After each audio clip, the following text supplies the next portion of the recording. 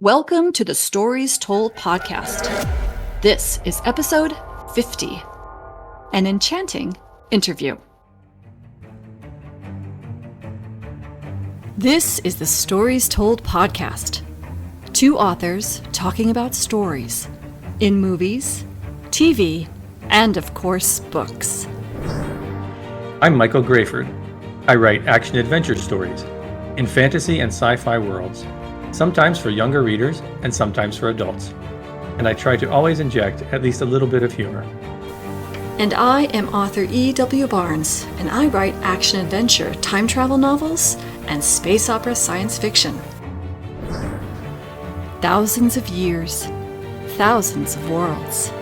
But be forewarned, beyond here, there will be spoilers. Are you ready for the adventure? Let's begin.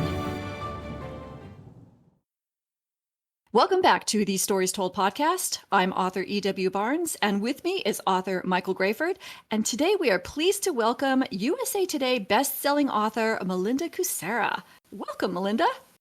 Thank you for having me. And we're going to be talking today about her 10-book Curse Breakers series. Really looking forward to jumping in to that. But first, I would love to hear a little bit more about you, Melinda. Can you give us a little bit of your background and what brought you to writing?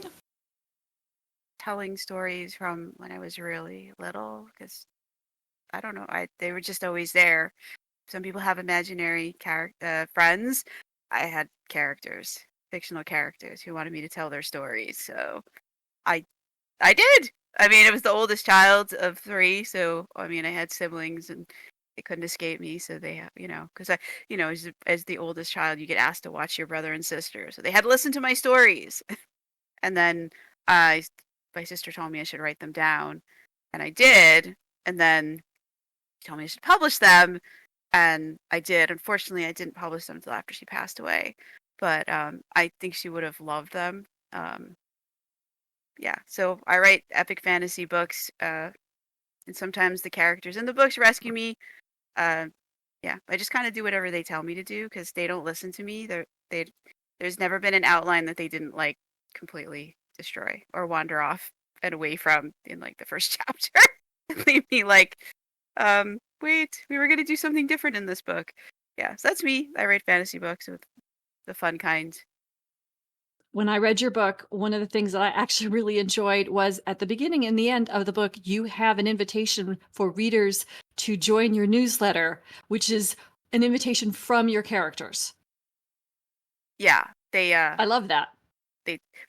The newsletter is exactly like that invitation. It's from the character's point of view. The little boy in the Curse Breaker series actually runs a newsletter. It's an older version of him that runs the newsletter, and he writes to you every Monday. And that's Ran. Yes. Yeah. Yes. Yeah. That's great. And he Awesome. also complains about me in a nice way. If I don't give him enough page time, hear about it in the newsletter. That's so funny. So he's mad right now because I'm not writing a Curse Breaker book, but I will be back to writing them soon. So, and that will be book 11 in the series? Yes. Wow. Awesome. So that's amazing that you have this story that's been going on for so long and over 10 books and still growing. That's fantastic. Thanks. What challenges did you have writing that length of a story and keeping it going, and how do you resolve those challenges? It's actually more than 10 books because there's a prequel series. There's his sister branched off and has her own series. So it's more like it's not just the 10 books in the Curse Breaker series. There's like 20 books in the same world. And Sarin, who is the main character in the Curse Breaker series, wanders in and out of all of them. That's amazing. That's even more impressive.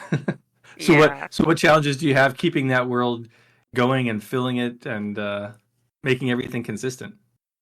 It's actually like, it's not because Sarn is in and out of all of them. Like that actually helps to make them more consistent. At least I think so, because I know what it's also happening. Most of them in this one geographic area that I know very well, since the entire, the core 10 books of the Cursebreaker series take place there, and that would be Mount Eredrin and the underground city underneath it. And it's also kind of inside the mountain too. It's not just under it; they burrowed up into it as well.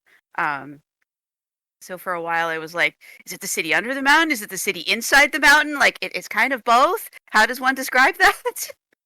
But yeah, so keeping it consistent because it all takes place in the same place. I reread every book before I released the next one just to make sure I didn't like forget that that the library is on that side of the mountain, or that the river is south of the mountain, or like important geographic features. Because sometimes when writing, I'll be like, well, there's the river. I don't remember where it is, but I know it's right outside the mountain, so we'll just call it some direction and.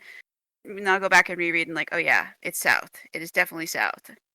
We need to flip all the things that we are talking about because they are not on the south side of the mountain. Yeah, and then because the characters are in and out of all the other books, like I'm never not writing about them. So I guess that helps to keep it consistent too, because it's not just Starn that moves back and forth between the different series. It's all of his supporting characters too. So, so I try to keep it so that books that are not part of the core Cursebreaker series happen like in between a book. So there might be a while in between like books in a sequel series because the main character of that sequel series is busy in the main Cursebreaker series and cannot be in two places at the same time. And I don't, but there is also a couple of crossovers where the story will start in one series and move across and sort of sprawl across other series, and that becomes a plotting headache. I'm finishing one of those right now, and characters are not allowed to do this again. I told them that with the last one, but they didn't listen, so they'll probably have to write another another crossover across series in a few years. There. I don't know if I answered your question. That's a lot of good information there. Do you have like a world Bible or a timeline sheet or something to keep track of everything? I was wondering the same thing.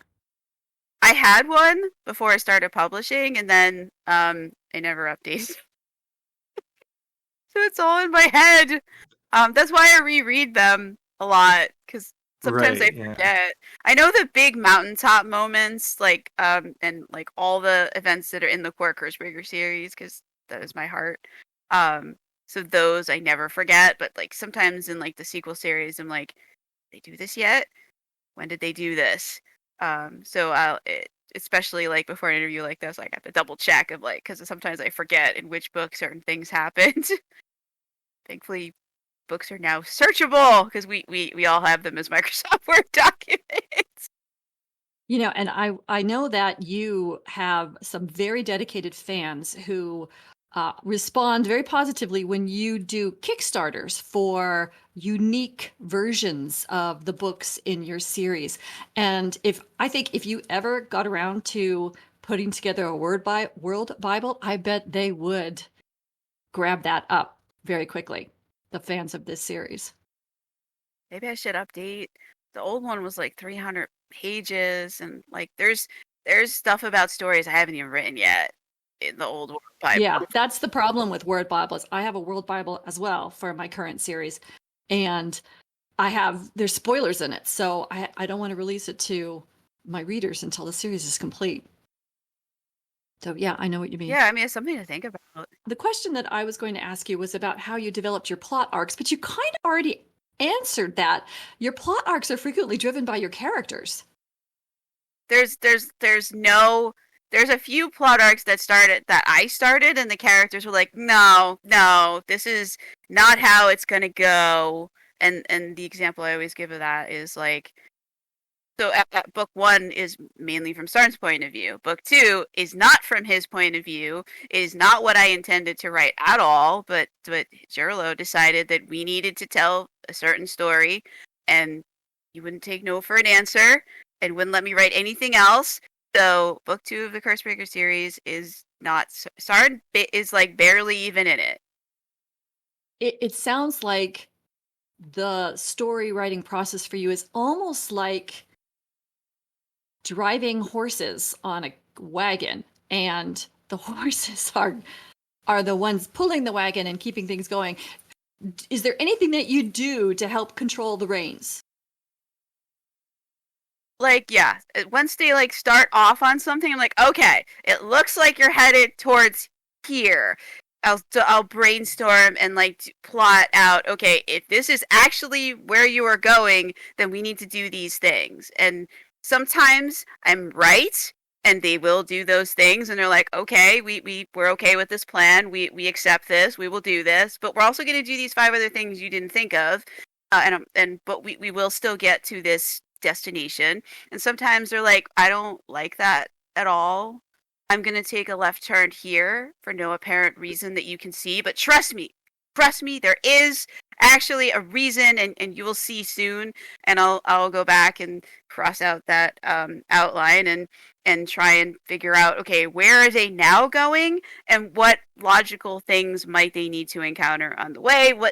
I'll try to plot something.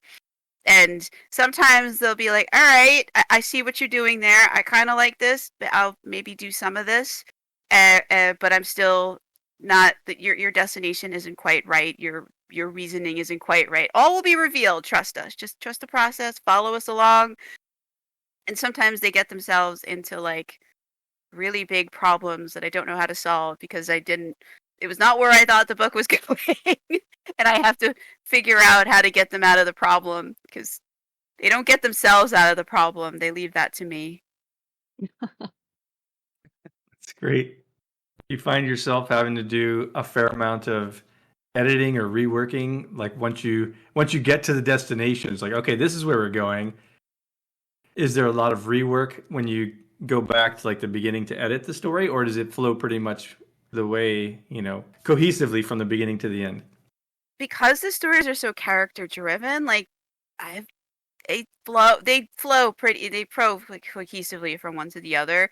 And if something doesn't, then it's because there's a chapter missing or a scene missing that would make it make sense, that either we didn't realize, because I'm only seeing the story as they're telling me it, that we didn't realize got skipped, and I'll put that in and then it's fine.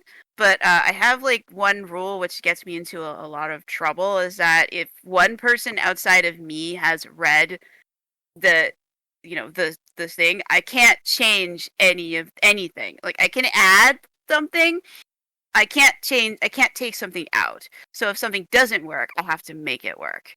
That's my rule. And as I said, it's gotten me into a lot of trouble narratively over the years. But I do publish the chapters that I write as I write them on Patreon, and that is the contract that I have with those readers, is that these events aren't not what you are reading is now set in stone. We can add, we can't subtract. And if something weird happens, we may have to write a side story or bring in another or write a whole separate book, which I've done in the past to try and figure out, well, why did this happen? Wow, that's quite a challenge that you've set for yourself there.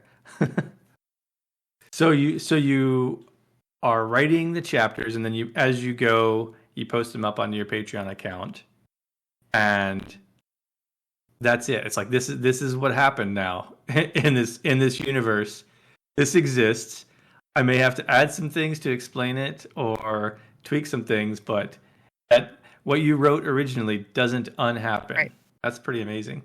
And I post 4 chapters a week, so you see how you see why the characters don't listen to me. Yeah. As soon as it's out there, it's set in stone. See, and I don't do that. I have it very clear to my Patreon people. This is draft. This may change. So that's amazing. That rule that you've set for yourself. I bet that's challenging. Sometimes it's frustrating, and sometimes there's probably a great deal of triumph when you find your way through plot tangles. Yeah. Oh, definitely. And I try to, it also forces me to try to write a little ahead if they're like not listening to me and like, ignoring all of my attempts to plot where they're going. So that I have to try to get a few chapters ahead just to make sure that what will be set in stone I can live with and that the characters can live with. but sometimes I'm literally writing it and then posting it immediately after. So Yeah, that's impressive. If you're writing and then, I mean, it's one thing if you have the story fully outlined and you follow the outline. Your rough draft is basically, what's there. It's kind of it's as intended. But if your story goes off of that path and you're just kind of, okay, this is where we're headed now. We're running with this. It's impressive to be able to keep that going and not have to make major tweaks and undo something that you did. I like that. it's hard, but it's also fun.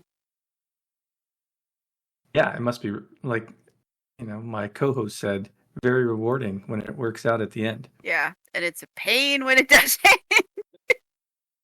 I bet. So what was your favorite part of writing this series? Definitely the characters. They definitely have a mind of their own. I love the characters, especially Sarn and his son. But I love all the side characters too. Definitely the characters. They've definitely pushed me creatively very hard.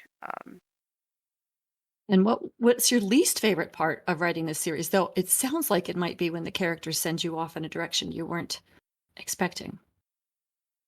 The least favorite Yeah. thing I think is that I can't write a book where like somebody from the Kurtzberger series does not find some way to appear in it and completely throw the plot off in a different direction. Because I tried that recently and they still found a way to get in. Who is the most persistent character? Like insistent on being in the story? Probably Sarn's son. He wants to be in everything. But Sarn is in everything. He just shows up. I can't find a logical reason for him not to be there, so I have to let him. So have you ever set it up where you did have like an outline or at least an idea of like, okay, here's generally what's going to happen, and the characters obliged and they followed that? Or is it like every time they're just going off onto, side paths doing their own thing? Everyone in the beginning they go off and do their own thing, but there's been quite a few books where they got themselves into such trouble they just threw up their hands. I was like, fine, plot us out of here. We'll do what you say.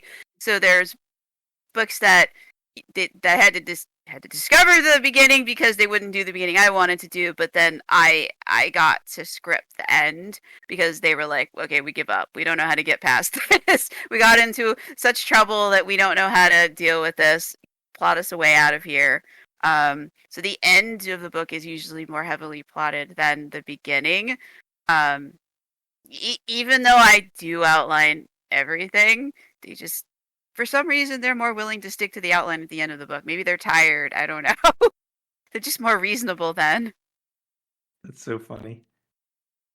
Where do you see things going in the future? A lot of places. But yeah, there's a lot of it. There's at least 5 new books coming. Probably more than that because again, they don't listen to me. So there's what I want to write and what I actually end up writing, which is determined by the characters. But I'm gonna try. I am finishing the Robin of Larkspur preschool series. I've got book 4. I'm writing the last chapters today. I am releasing the next book, so will be the Rogue Gods trilogy, which it includes a what if scenario and takes place partially in the future, partially in the past. And as the title suggests, there are a lot of ex-gods. They go rogue. There's an Mcron type crystal in there that is threatening to destroy all of everything. So this is the big super Marvel crossover of the Curse universe. So that's hopefully coming out in all 3 books in March. Then there'll be 2 books in the Cursebreaker series. Book 11, which will be Chasing Dragons, and as it says on the title, we will be chasing dragons. I don't know how the dragons are going to react to that, but we are going to find out because we are definitely chasing them in that book. And in book 12 of the Cursebreaker series, which will be Jousts, we are finally going to have that joust, and it will go spectacularly wrong as everything that Sarn tries to do does.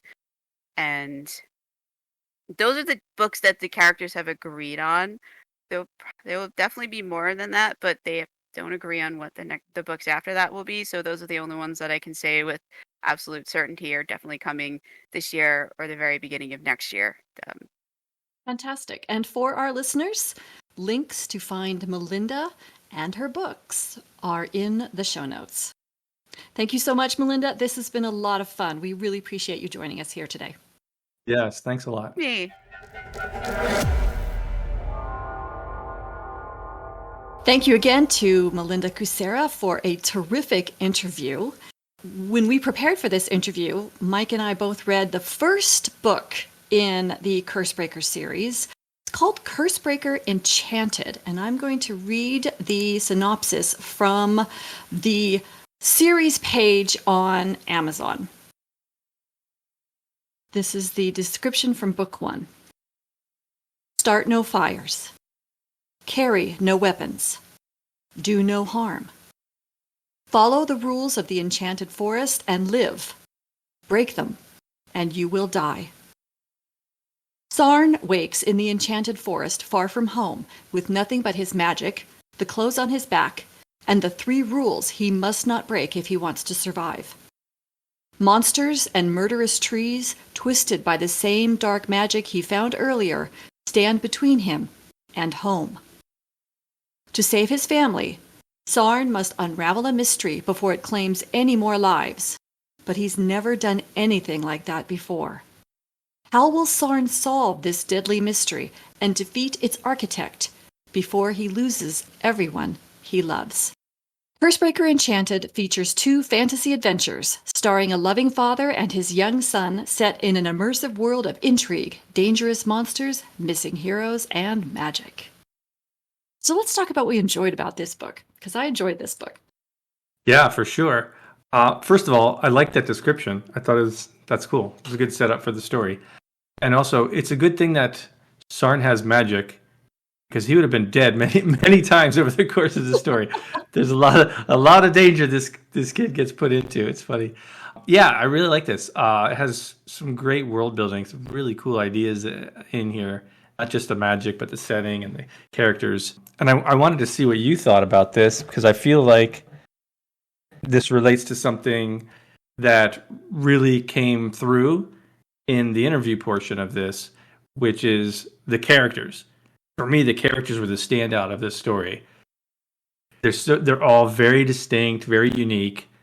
They all have, as we saw or as we heard from Melinda, they all have their own thoughts, right? They have their own agendas, and that really shines through. It's not just, okay, the characters are serving, their plot role, but they're fleshed out and they have their own sense of being, which I thought was great, and that really shines through. And then, of course, Ran is very cute. I love that he's always hungry and he always wants to go on an adventure. I can totally relate to that.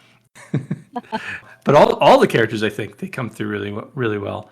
I feel bad for his brother, Mirren. He's kind of like, stuck in the situation. Yeah, I don't know.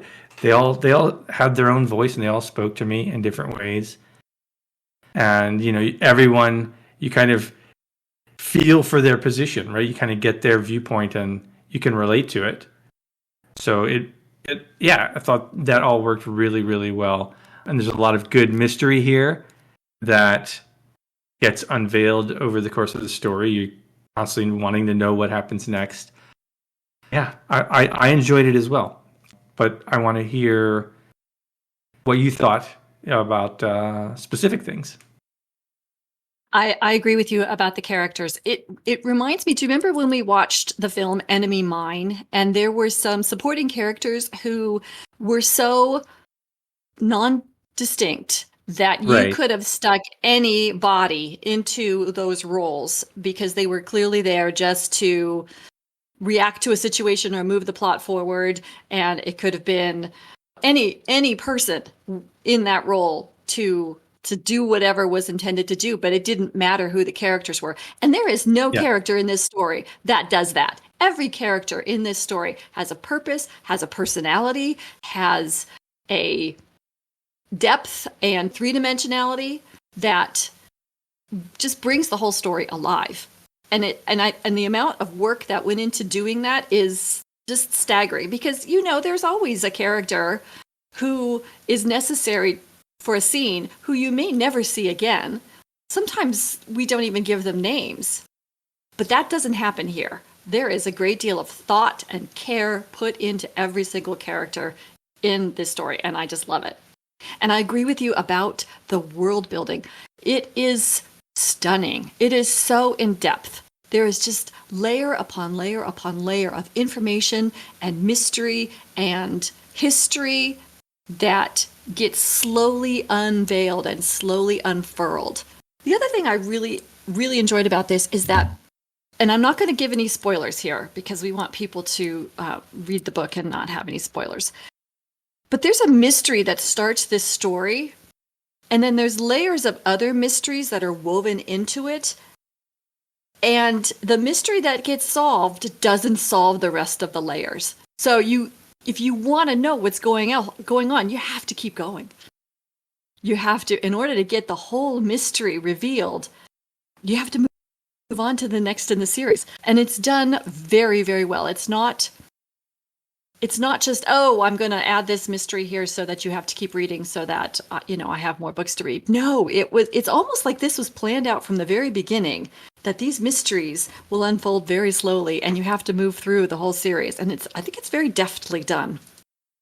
Yeah, I was going to say something very similar to that. It's like the setup for this world, because there's a lot of depth here, not just in terms of characters, but in other story elements and world elements that we kind of touch upon.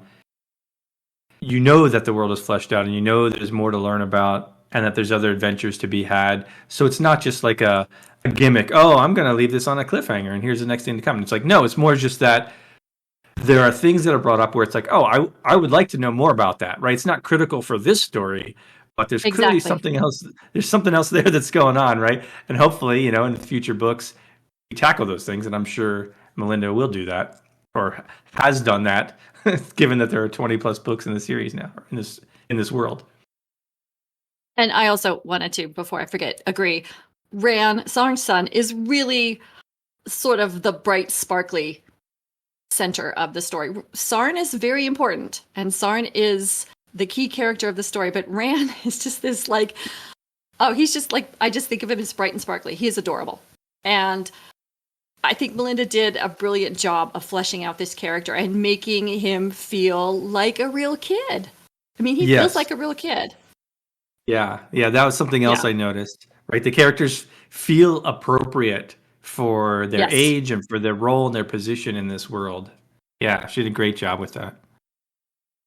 So, what are your takeaways from this story as a writer?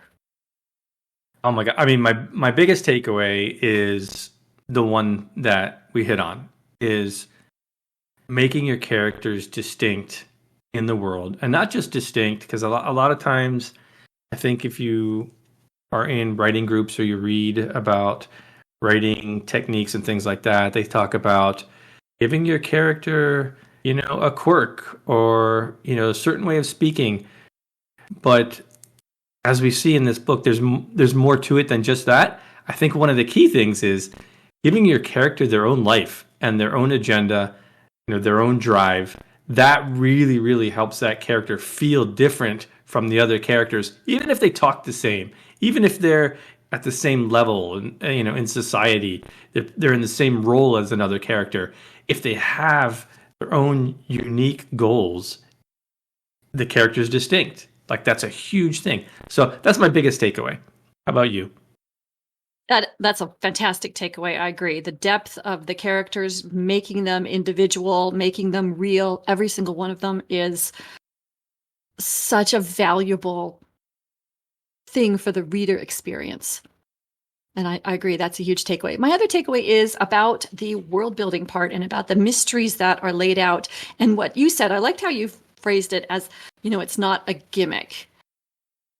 It's great to have layers and mysteries that are slowly unraveled, but keep the reader experience satisfying in each individual book as you unfurl those layers. I think that is such an important goal as a writer, to make sure that you're doing that.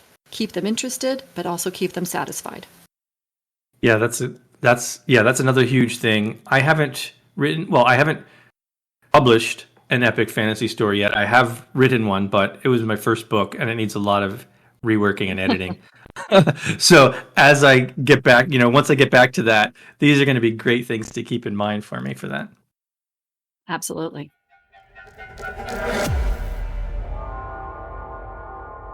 And we thank author Melinda Kucsera one more time for joining us today as we talked about her first novel in the Cursebreaker series, Cursebreaker Enchanted.